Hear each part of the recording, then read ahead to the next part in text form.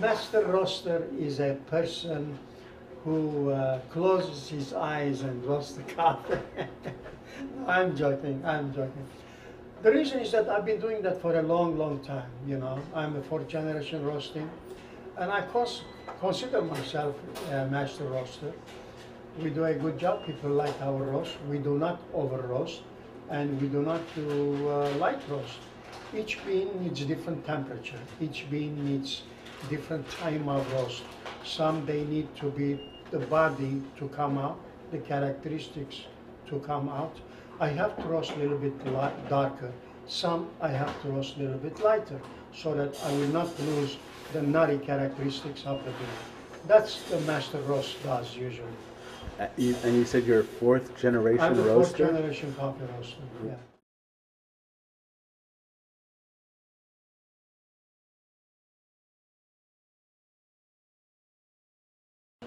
Aroma is very critical. The life of aroma is not too long, not long like the taste. After the coffee has been roasted, if it is exposed to the air, within 4 to 5 days, the aroma goes away. Usually you should put the coffee, store coffee in an airtight container. And the life of aroma, the smell, in other words, is around 2 weeks. After 2 weeks, gradually it disappears. But the taste still stays, it lingers. And what about coffee aroma for a freshly made cup? Is that important? No, that's not very, very important. Usually when you brew coffee through a percolator, because the temperature is very high, to 10 degrees, you can get that aroma more than regular aromatic brewed coffee because the temperature of the water is less. It's around 205, 204.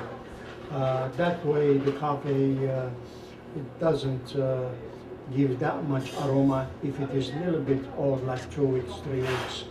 But if you do that with percolator, you do get, because it perks, it brings it, it cooks again and again. But this way, by doing that, you're not enjoying real taste of the coffee. You're ruining the taste mostly.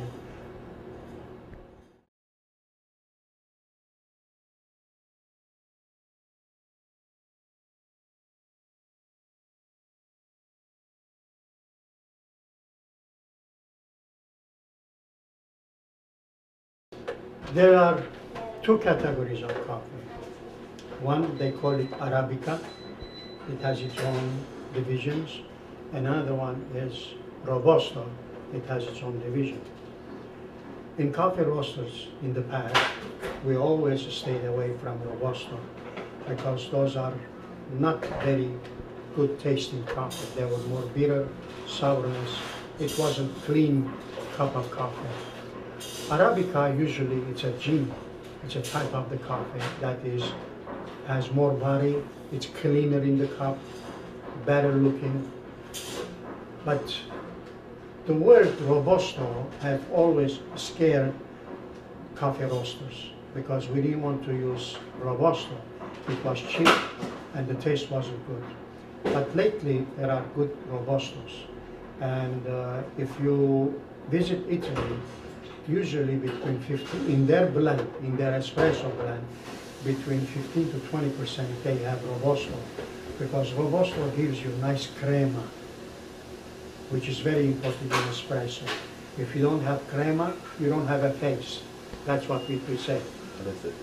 Crema is that foam of that espresso. That foam, we call it crema. Whereas in regular coffee, you don't have a foam. You have straight black coffee. But in espresso, you have a nice foam, nice crema. We call it crema. And it seems Robusto gives you that crema, but it also gives you bitterness.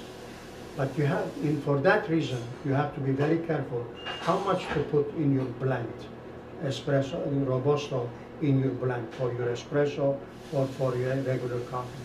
In our business, my shop, I never use Robusto.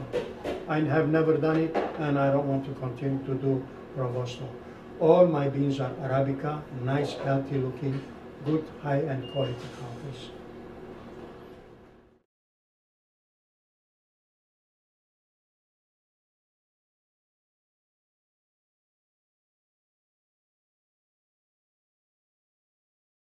Blending. Blending is very, very important, and it's fun.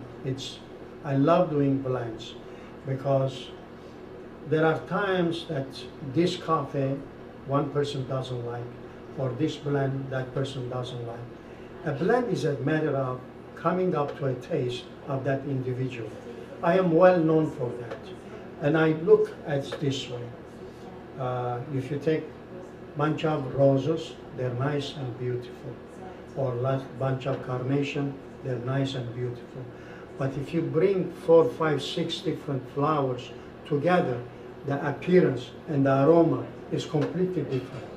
Coffee, blending coffee is just like that. You should know how much to blend in one. Number one, you should know the characteristic, the taste of each coffee. And by trial and error, you can make your blend and you came up with a nice blend that was so right. One simple example, we call Turkish coffee or Arabic coffee or Israeli coffee or Armenian coffee. These are all blend. It's not what the coffee is. It is a blend. Some of them they like a dark roast, some they like light, some they like in between. So it is my job to come up with a blend to satisfy the taste of that individual. And 99.9% I come up blend. People love it. They come back.